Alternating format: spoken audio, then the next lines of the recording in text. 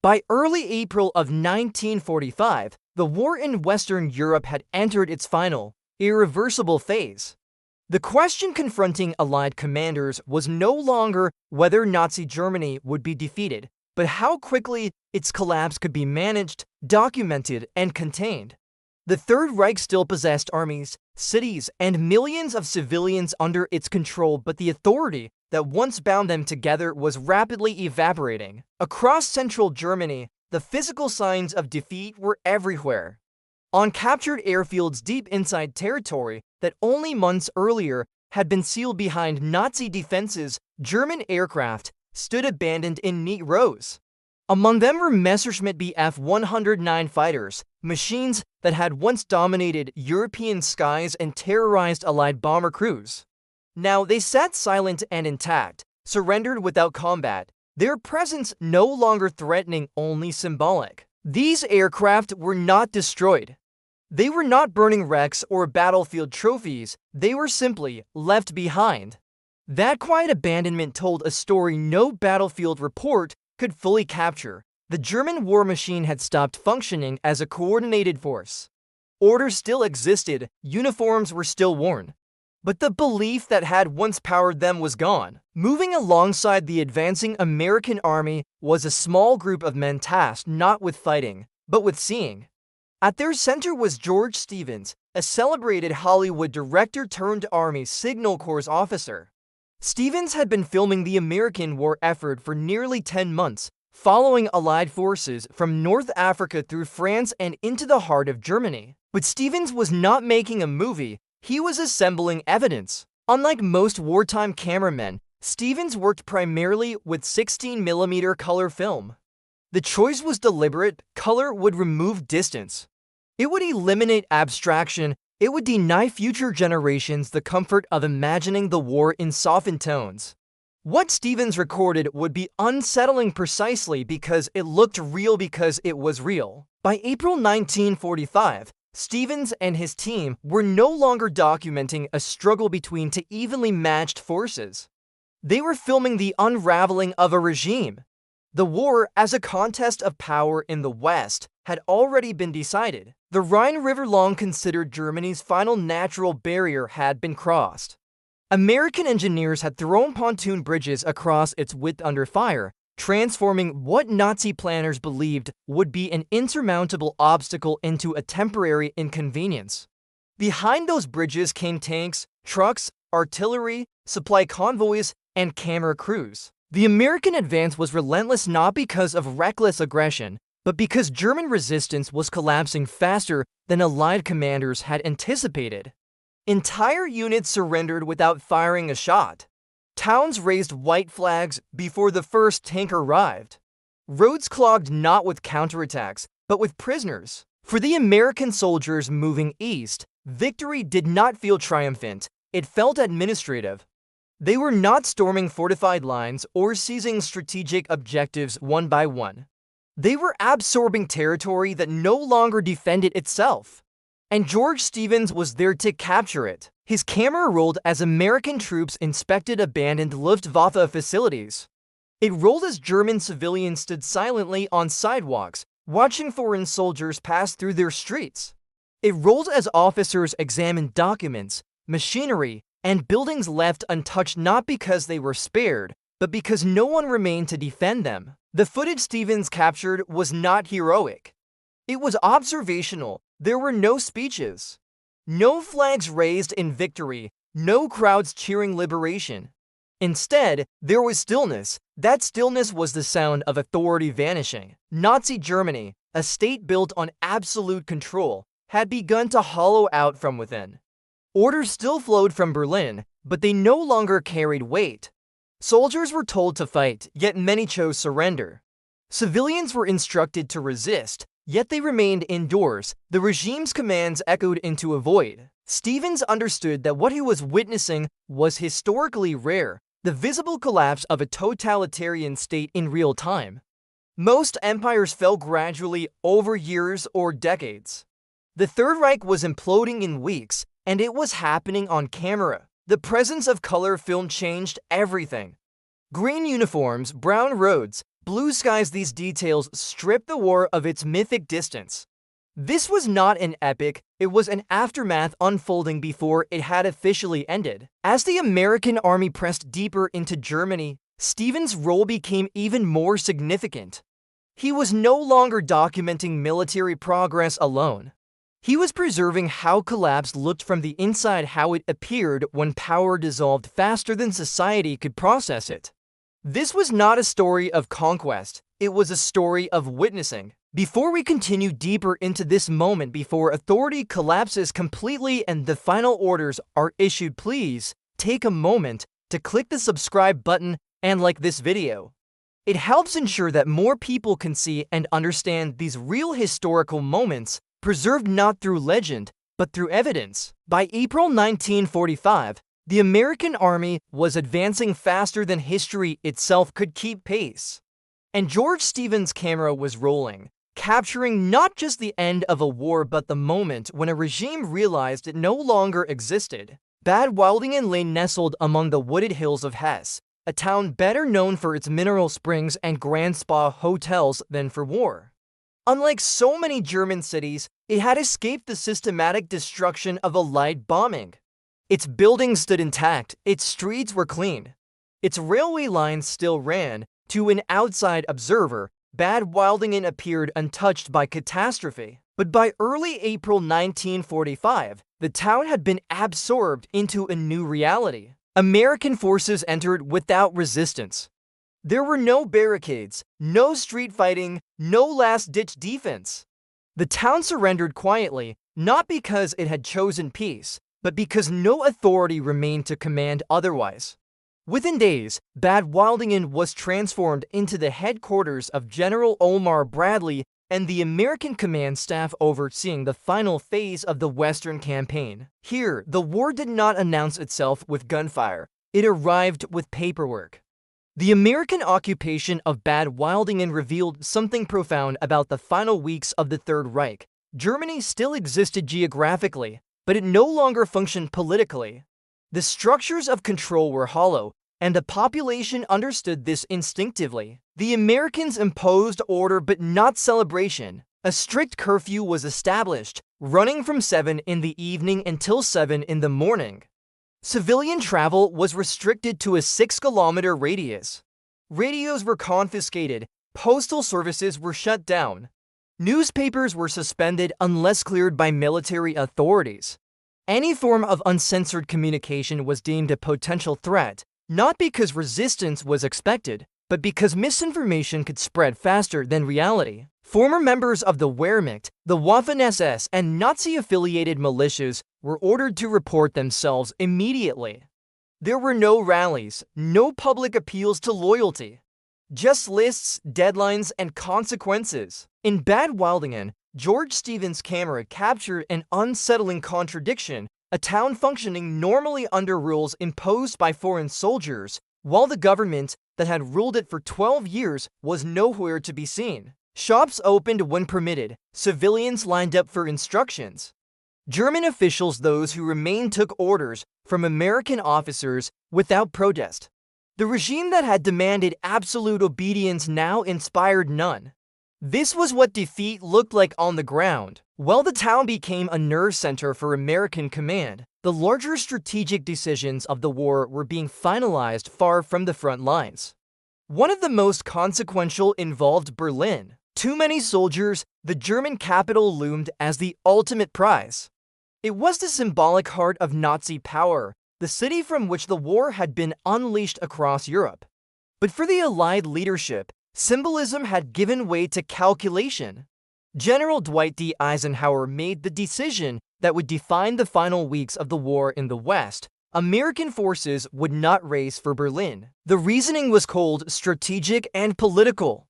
Berlin lay deep within the Soviet zone agreed upon by the Allies. Capturing it would cost tens of thousands of American lives and gain little militarily.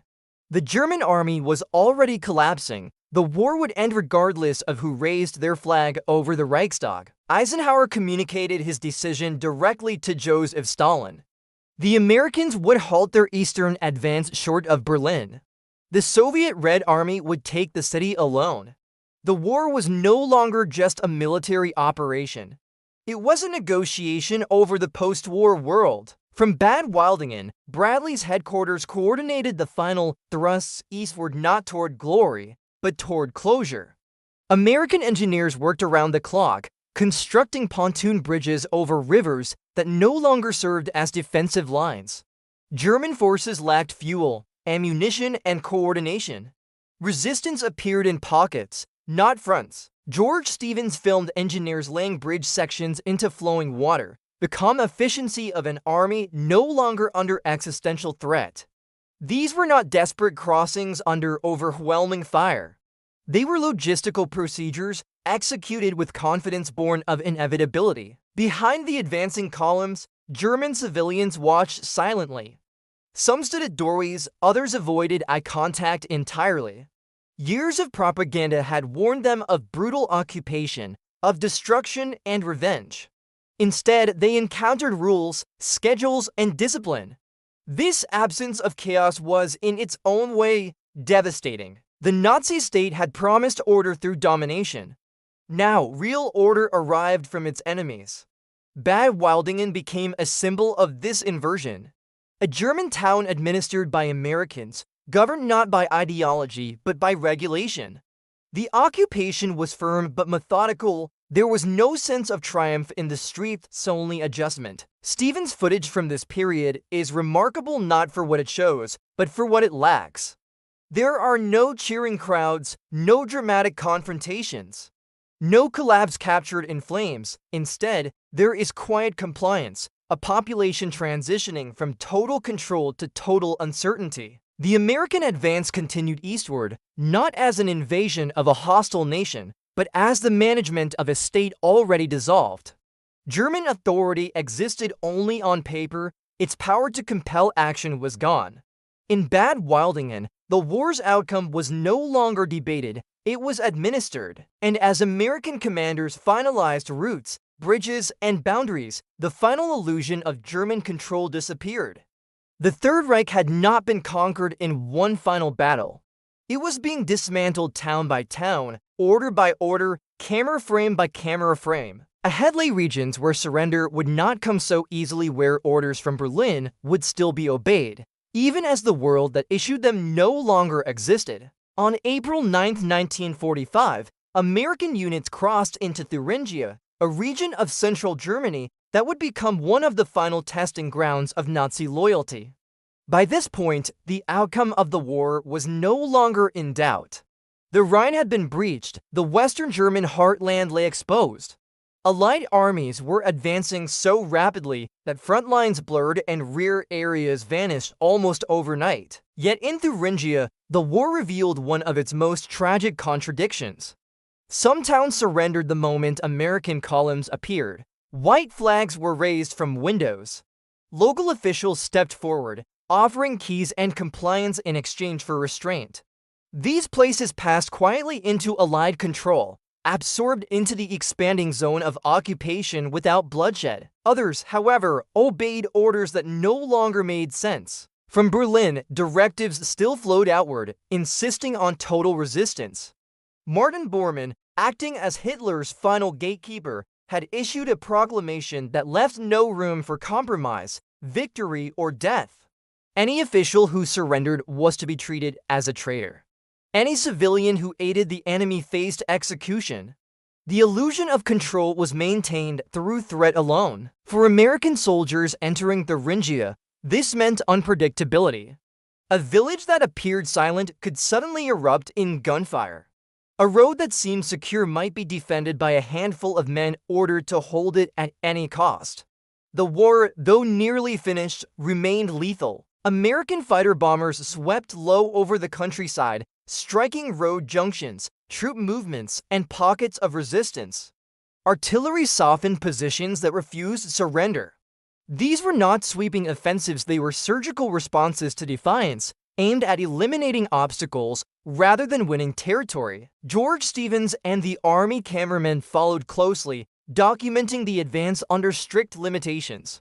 They were forbidden to film American dead. The purpose of their work was not to glorify sacrifice, but to record history. The camera was a witness, not a memorial.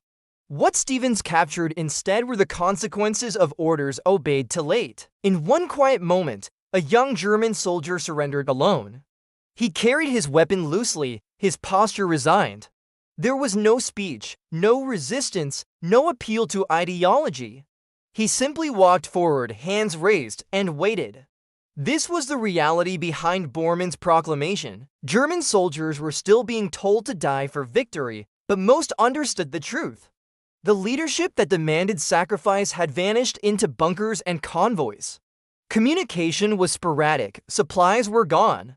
The chain of command had fractured beyond repair. Personal diaries recovered from surrendered troops told a story entirely at odds with official orders.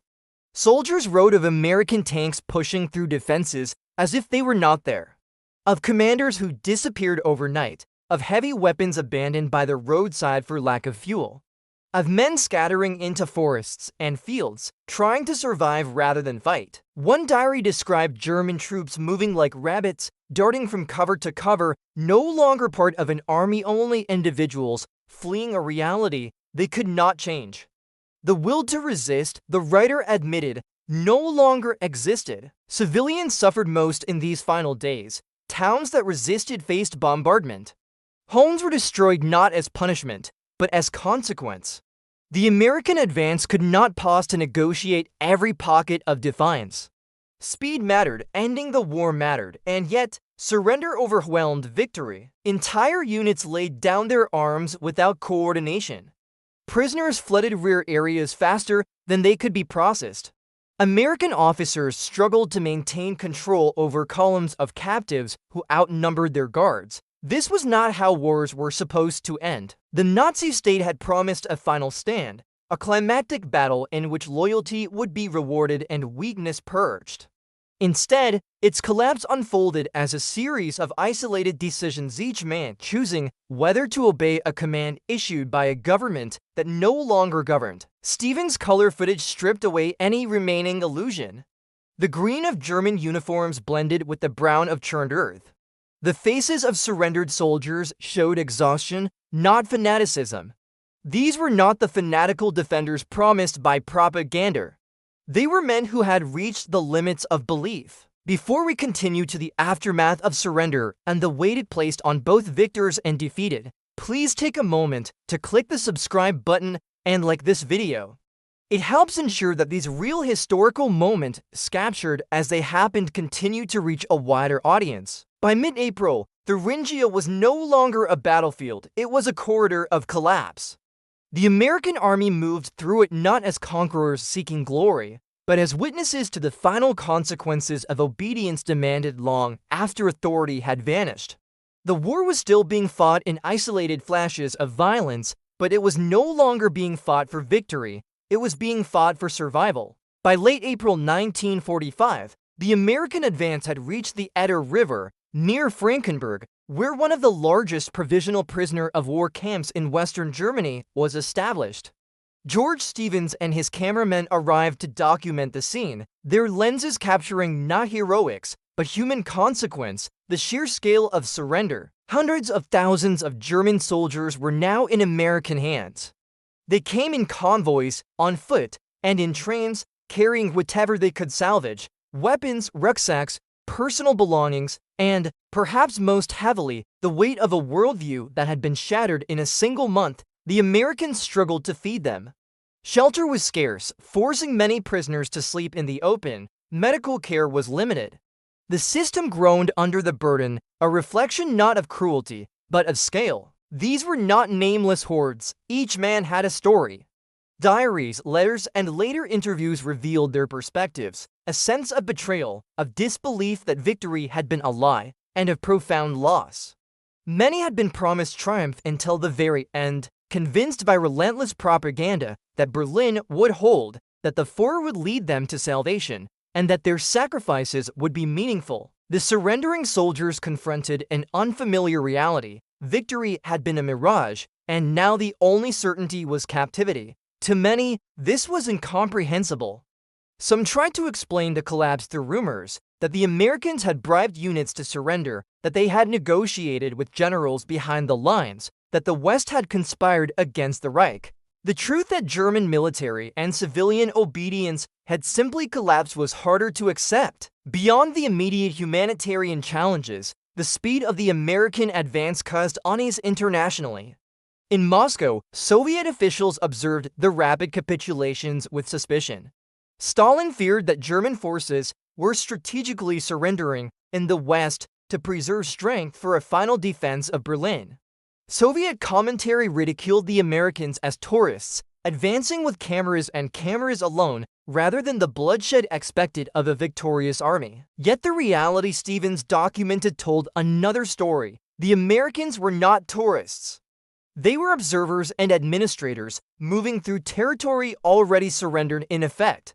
Their cameras captured orderly surrenders, towns adapting to occupation, and the first steps of a nation attempting to survive defeat. The prisoners themselves embodied the human consequences of totalitarian collapse. Indoctrination had left them ill-prepared for surrender, yet ill-equipped for independent survival. Many had fought because they believed in the inevitability of victory. Now they faced a world where that belief was meaningless. Their journeys westward through rivers, towns, and provisional camps were not only physical but psychological, a march into uncertainty and self-reflection. George Stevens' footage revealed the paradox of the final stage of the Third Reich, immense human suffering amid the absence of combat. The war had ended for Germany not in grand battles, but in administrative overwhelm, the relentless processing of people, property, and ideology. The cameras captured the surrender of individuals who had been convinced to die for a cause, only to find themselves alive, disarmed, and uncertain of their future. The American army, for its part, faced the logistical and moral challenges of victory. Feeding hundreds of thousands of prisoners, preventing disease, maintaining security, and documenting events required an enormous effort. Soldiers became de facto caretakers, administrators, and witnesses. This was a war concluded not with a final charge or a flag raised over a city, but with a system stretched to its limits, absorbing the consequences of obedience and failure. Through it all, Stevens' color cameras recorded more than events. They captured the emotional, political, and societal aftermath of fatigue, the bewilderment, and the first steps of post-war reconstruction. It was history being preserved in real time, with a fidelity that black and white photographs or retrospective narratives could not match. The surrendering German soldiers were not faceless. They were exhausted, indoctrinated, and disoriented. They were witnesses to the collapse of the world they had been trained to defend. And the Americans, both soldiers and filmmakers, were witnesses to them. The war in the West was over. The Third Reich had ceased to function as a governing power. Civilians and soldiers alike were learning, for the first time, what defeat meant. But for those who had fought and been indoctrinated, the reckoning had only just begun. Germany was on the path to reconstruction. Cities would be rebuilt. Political structures reformed. Lives reorganized. Yet the emotional, cultural, and moral consequences of years of indoctrination and war would reverberate for decades.